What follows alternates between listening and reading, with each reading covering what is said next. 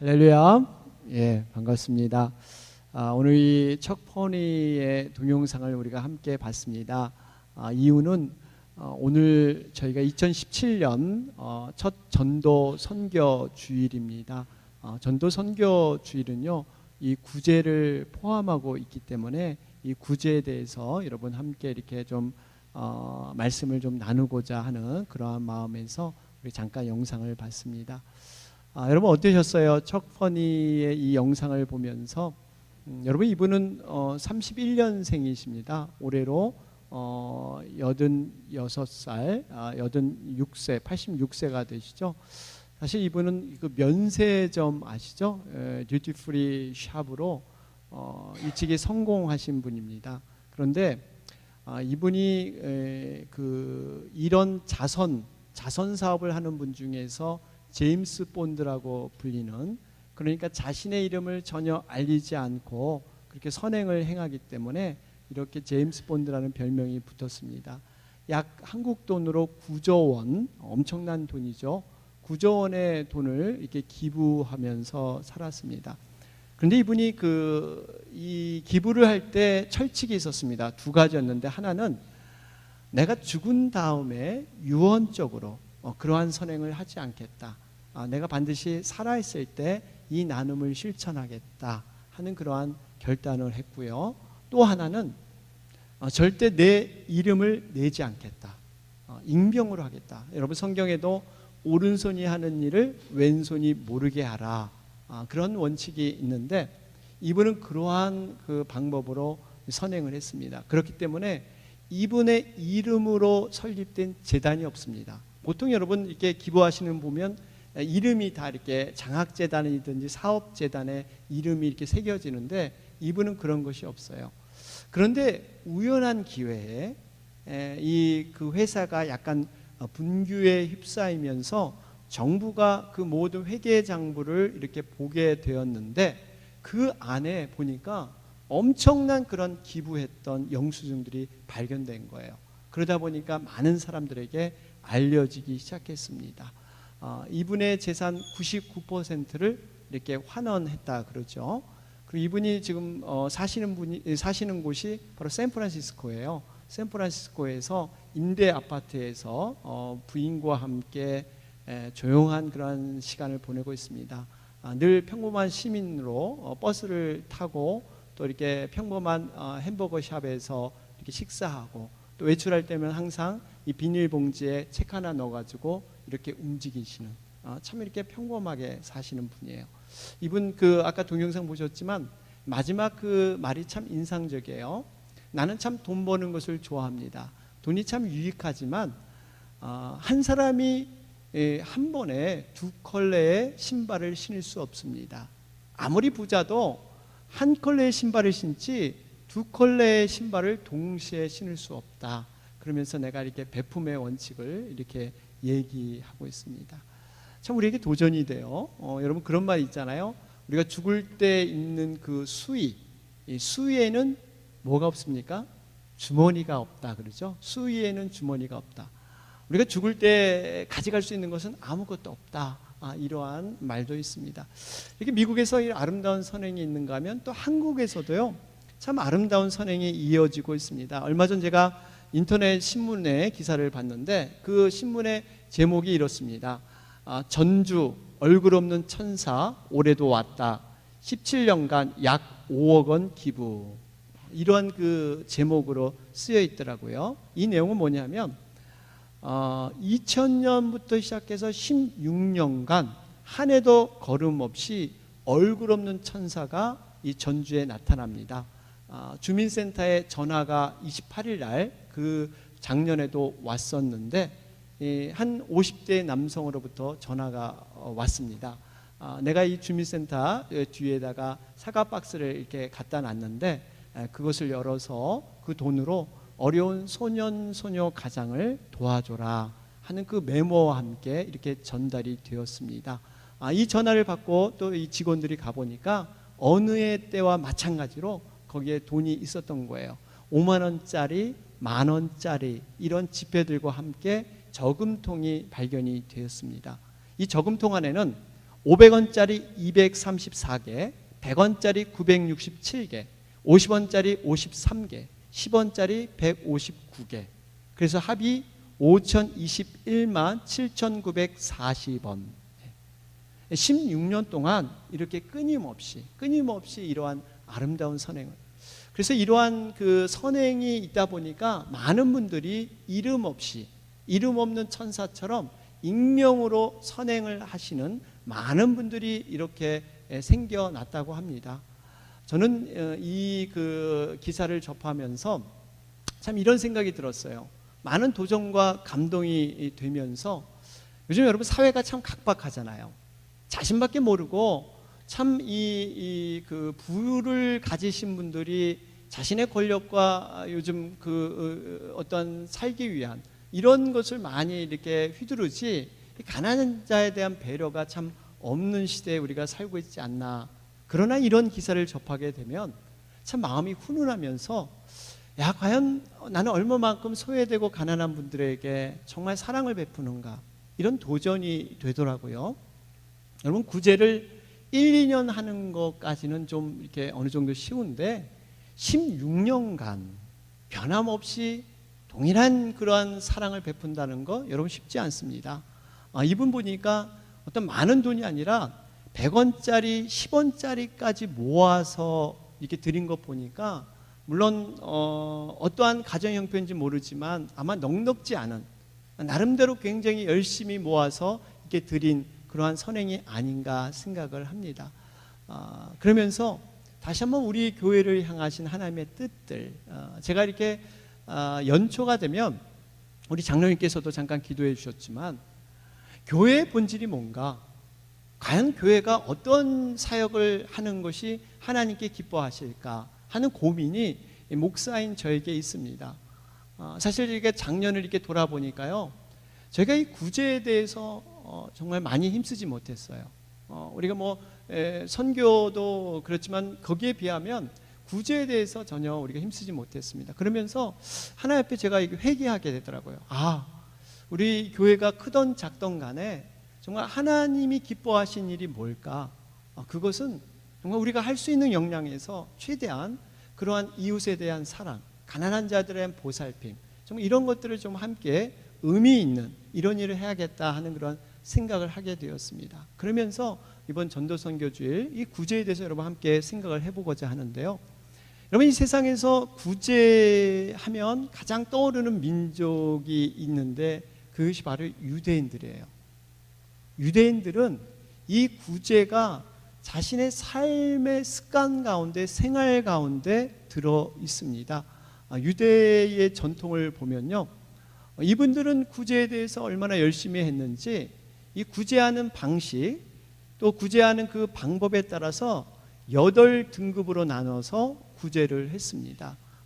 제가 시간 관계상 8가지를 다 말씀드릴 수 없지만 이 첫 번째 등급의 구제는 이런 방법입니다. 실제적인 도움을 주는 거예요. 그분이 사업하다 망했습니다. 실제로 어려움이 있습니다. 그러면 그 사업이 일어날 수 있도록 도와주고, 아니면 동업을 해서라든지 그래서 그분이 제대로 자립할 수 있도록 돕는 것, 이것이 첫 번째 그러한 단계의 그러한 선행입니다. 두 번째 단계는 뭐냐면 구제하는 자나 구제를 받는 자나 누군지 모르는 거예요. 익명이라 그러죠. 우리가 이름을 알리지 않고 그렇게 서로 이렇게 선행을 베푸는 것. 근데 세 번째는 뭐 돕는 자는 알고 있지만 도움을 받는 자는 모르는 경우, 뭐 이렇게 해가지고 마지막 8번째 단계가 구제를 하긴 하는데 선뜻 이렇게 정말 진정한 마음으로 아닌 어떤 의무감으로 하는 것. 그래서 얼굴이 밝지 않고 그냥 이렇게 그냥 구제하는 거기에 행위에 동참하는 정도. 이게 보면 1단계보다 낮은 단계가 이 8단계라고 할 수 있는데, 어쨌든 간에 이분들은 8단계로 이렇게 나눠서 구제를 하면서 상대방에 대한 배려, 이런 것들을 많이 가지고 이렇게 구제하는 것을 볼 수가 있습니다. 특별히 이분들이 이렇게 그 생활의 습관이 되고 이렇게 그 이 생활 가운데 행하된 그 배경이 있죠. 그 배경이 바로 구제라는 용어, 이 구제라는 그 용어를 어떻게 그가 시작했나 하는 것을 보면 알 수가 있습니다. 원래 이 히브리어로 구제라는 말이 이 째다카라는 말인데요. 이 째다카라는 말이 사실은 원래 구제라는 용어, 구제라는 단어가 아니었다고 합니다. 원래 이 째다카라는 말은 이 의라는 얘기, 의, 공의, 정의. 여러분 영어로 이 righteousness나 justice 이런 거, 의, 그러니까 이 해야 될 의무, 법과 같이 지켜야 될 그러한 것들이 바로 이 째다카라는 그러한 말이었습니다. 이 말씀이 바로 신명기 16장 20절에 나오는 이러한 말씀에서 비롯됐습니다. 여러분 20절 말씀을 보면 너는 마땅히 공의만 따르라. 그리하면 내가 살겠고 내 하나님 여호와께서 내게 주시는 땅을 차지하리라. 그래요. 여러분 여기 공의만 따르라 이 부분을 이분들은 어떻게 바꿨냐면요. 너는 마땅히 구제하라. 그리하면 내가 살겠고 내 하나님 여호와께서 내게 주시는 땅을 얻으리라. 이렇게 바꿨어요. 그러니까 공의라는 말을 구제라는 말로 바꿔서 이들은 실천을 했던 겁니다. 그러니까 어떻게 보면요, 이 구제라는 말 속에는 공의, 반드시 해야 되는, 이것은 그 누구도 벗어날 수 없는 반드시 해야 되는 그러한 의무적인, 이것이 바로 구제였던 겁니다. 그래서 이분들은요, 구제를 우리가 받는 분들은 뭔가 이렇게 조금 궁색해서 뭔가 이렇게 자신이 없고 이렇게 낮아지는 경우가 있는데요, 구제 받는 분들도 떳떳했습니다. 왜냐하면 당연히 내가 구제받을 권리가 있다고 생각했기 때문에. 또 구제받는 분들조차도 그분들도 구제를 했어요. 여러분 우리와 상식은 좀 다르죠? 아니 내가 이렇게 어려운데 나도 구제받는데 내가 누굴 또 도와줘? 여러분 여기까지 우리 생각이 못 미칩니다. 그런데 그분들은 내가 구제를 받으면서 나보다 더 어려운 분들을 돌아보면서 그분들에게 구제를 했던 거예요. 여러분 이렇게 할 수 있었던 이유가 두 가지가 있었어요. 그분들의 생각이 달랐습니다. 그분들은 무엇보다도 내가 가진 모든 것들이 내 것이 아니라 하나님으로부터 왔다는 이 청지기 정신, 이건 내 것이 아니다, 잠시 내가 보관하는 것이지 내 것이 아니다는 생각을 분명히 가졌습니다. 또 하나는 구제하는 자가 얼마나 복을 받는가, 구제를 베푸는 자가 얼마나 복이 되는가, 이것을 철저히 그들은 알았기 때문에 이렇게 할 수 있었던 겁니다. 그래서 이 탈무드에 보면요, 이런 말이 있어요. 탈무드에 보면 남들에게 속한 것은 그들에게 주어라. 그리고 혹시 내 소유 중에 그들의 것이 없나 살펴보아라. 무슨 의미입니까? 내 소유 중에 구제를 행할 때 내가 가진 것을 가지고 남에게 베푸는 것이 아니라 지금 남의 것을 내가 잠시 갖고 있는 것 뿐이에요. 내 소유 중에 내 것이 돼서는 안 되는데 내가 갖고 있는 것이 혹시 돌아봐라. 이게 남의 것인데 내가 지금 갖고 있는 거 아니냐. 여러분 이러기 때문에요, 그분들은 구제를 베풀 때 결코 자랑하지 않습니다. 교만하지 않아요. 왜 남의 것을, 내 것이 아닌 남의 것을 돌려주는 것인데 내가 뭘 자랑할 게 있겠어요? 마치 이와 같습니다. 여러분들이 어떤 남이 잃어버린 물건을 찾았습니다. 우연히 주웠어요. 요즘은 세상이 참 악해져서 그것을 뭐 이렇게 싹 주머니에 넣는 경우도 있지만 대부분의 경우는 남의 물건은 여러분 주인을 찾아주게 됩니다. 그럼 주인을 찾았다고 해서 여러분 이 주인에게 생색을 내서 야, 내가 이렇게 찾아줬는데, 물론 요즘 우리 이렇게 농담 삼아 뭐 밥 한 끼 사야 돼 뭐 이런 건 있지만 야, 너가 이렇게 내가 찾아준 그 선행, 내가 얼마나 너 이렇게 잘한지 알아? 이렇게 뭐 주장하거나 이러지 않잖아요. 당연하게 생각해요. 남의 물건 찾아준 거 그냥 당연하게 그냥 이렇게 생각하는 거예요. 여러분 구제를 그렇게 생각했기 때문에 그분들은 이 째다카, 이 공의, 정의를 바로 구제에 적용을 하고 있었습니다. 그래서 그분들의 삶을 보면요, 이 삶 속에서 얼마나 참 이런 구제에 대한 것이 이 아이들 자녀 교육부터 이 모든 삶 속에 같이 하는지 몰라요. 이 자녀들과 같이 모여서 회의를 합니다.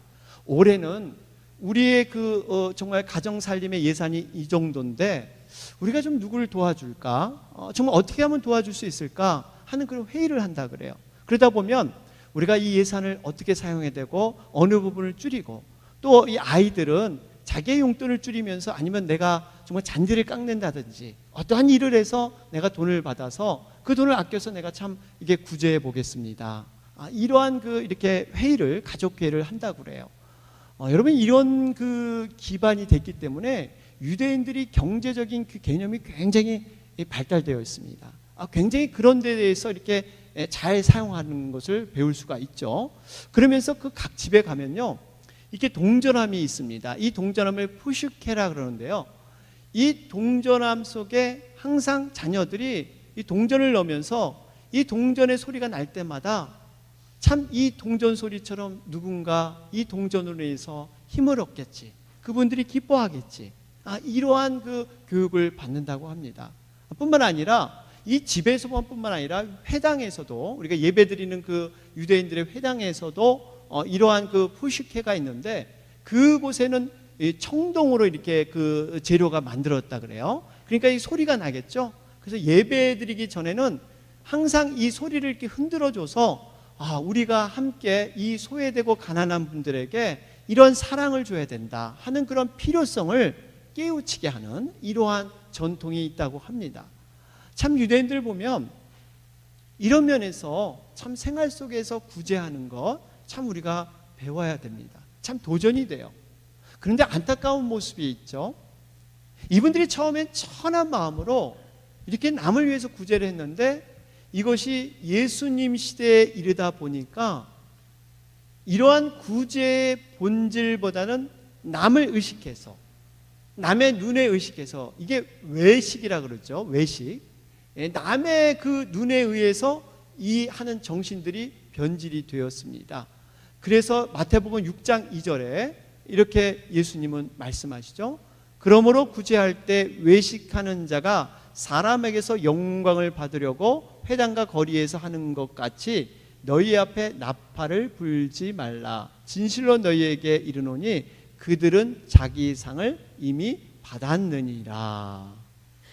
여러분, 외식, 남에게 보이기 위해서 그거 하지 말라는 거예요. 그러면 이미 자기 상을 받는. 또 4절 말씀에 거기 기록된 거 보면 내 구제함을 은밀하게 하라. 은밀한 중에 보시는 너의 아버지께서 갚으시리라.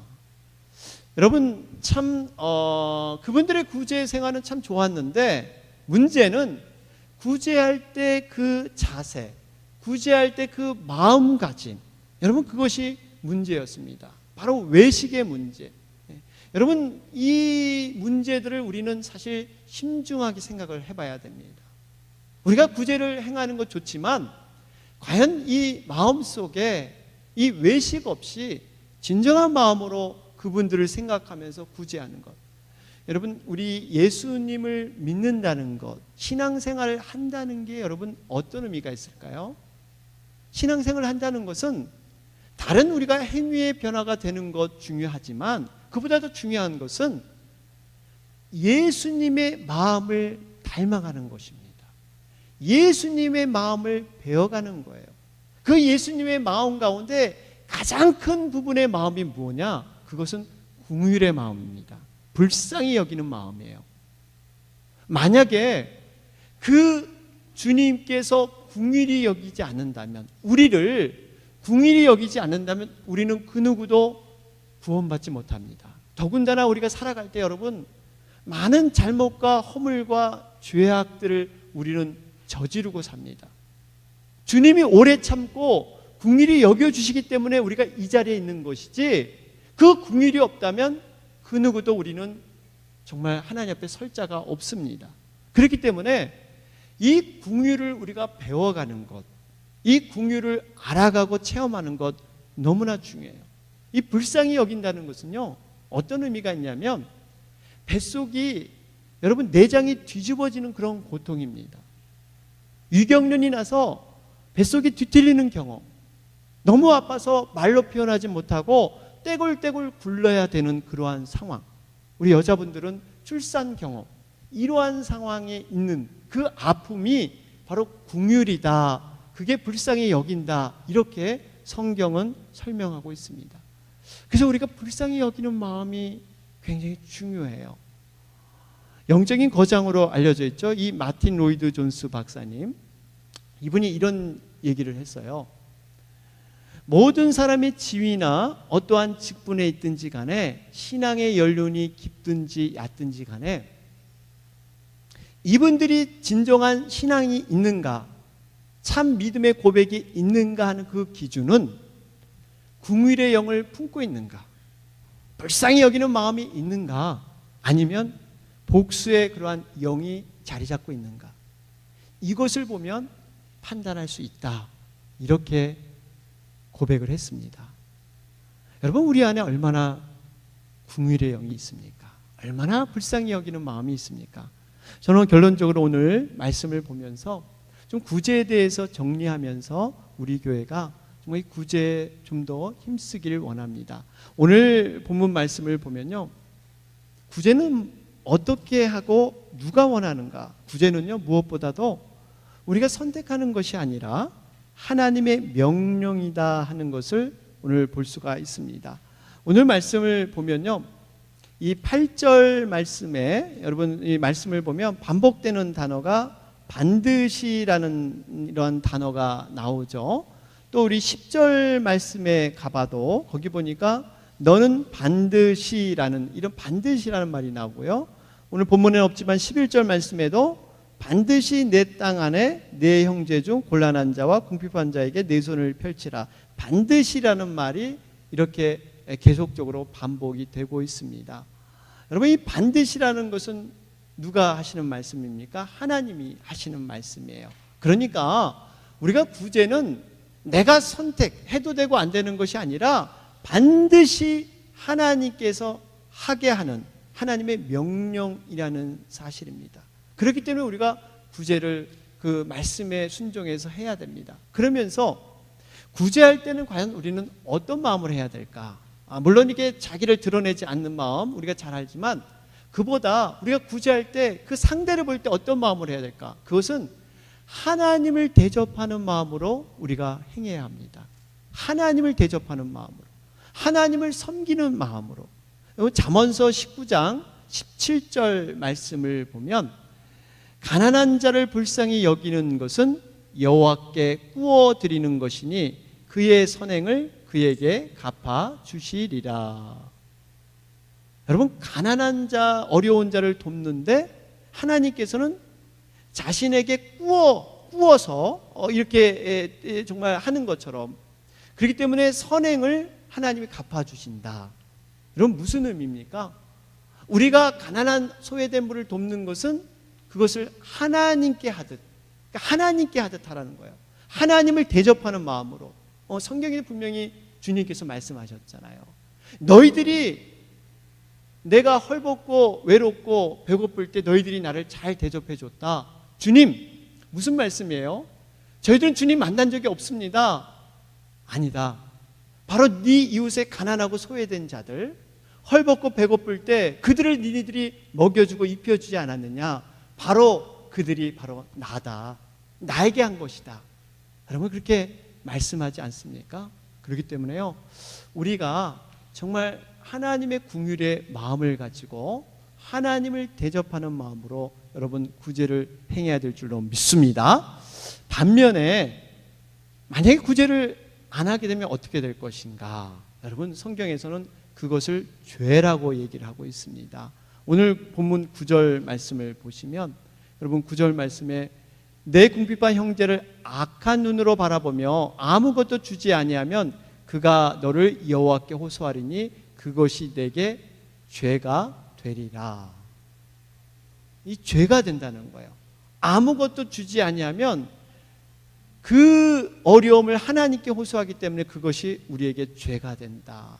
여러분, 또 잠언 21장 13절에 보면요, 잠언 21장 13절에 보면 귀를 막고 가난한 자가 부르짖는 소리를 듣지 아니하면 자기가 부르짖을 때에도 들을 자가 없으리라.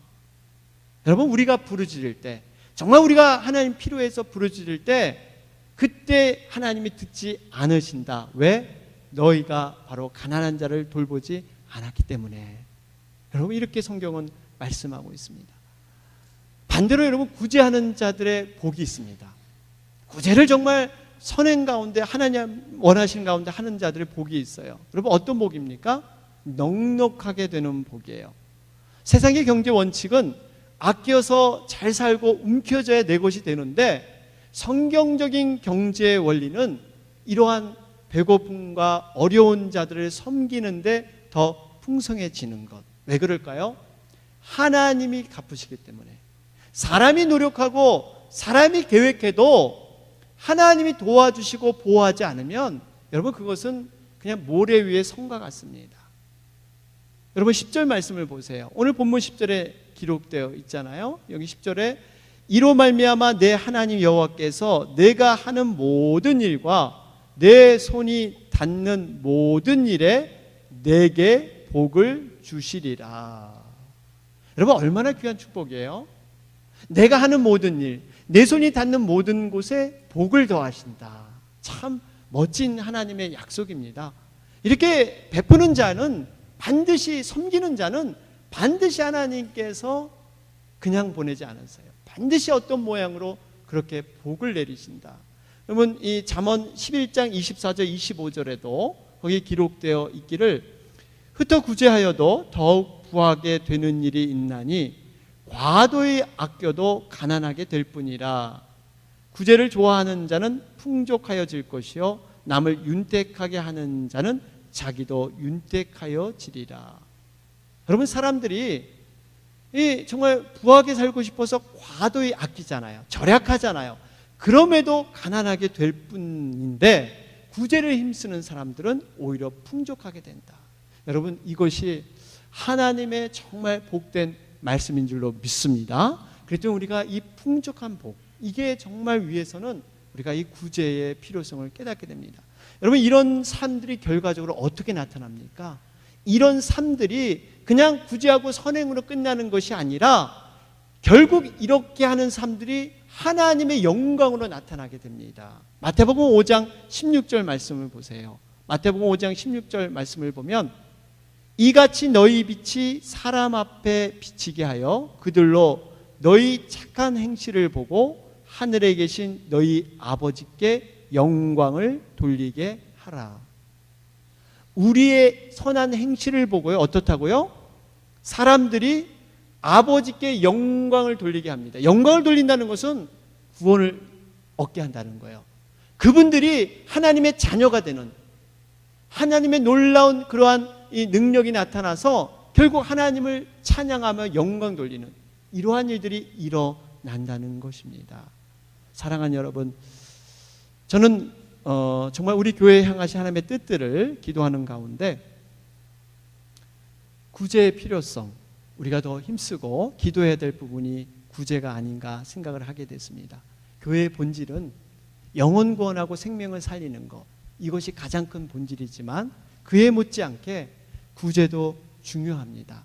어려운 이웃들과 함께하며 그들의 그 고통을 함께 나눠지는 이 나눔의 이러한 사랑, 이것이 교회에 향한 하나님의 뜻입니다. 구제는요, 동정이나 누군가보다 내가 우월해서 하는 것이 아닙니다. 더더군다나 내가 선한 양심으로 내가 기부하고 내가 나누면 내가 뭔가 도덕적으로 의로워지고 뭔가 마음의 기분이 흐뭇하니까 하는 정도가 사실 구제가 아닙니다. 하나님의 명령입니다. 당연히 해야 될 그러한 우리의 몫입니다. 그렇기 때문에 우리가 이 구제에 대해서 다시 한번 돌아보면서 정말 이 사랑을 구체적으로 표현하는 2017년 여러분 결단하시고 작정하셔서 이 작은 것이지만 정성을 다해서 우리의 사랑을 모아서, 저는 이걸 늘 때마다 이 정말 도움에 가는 그분들을 기도하게 될 것 같아요. 여러분이 느는 행위가 하나하나 늘 때마다 정말 그 도움, 여러분이 그냥 한순간에 한 그런 어떤 그 구제연금을 내는 것보다 모아서 이렇게 모아서 이렇게 드리는 것이 얼마나 하나님 앞에 귀한 그러한 모습인지 모릅니다. 아무쪼록 정말 이 구제를 통해서 어려운 이웃들을 돌보는 우리가 되기를 주님의 이름으로 축원합니다. 아멘.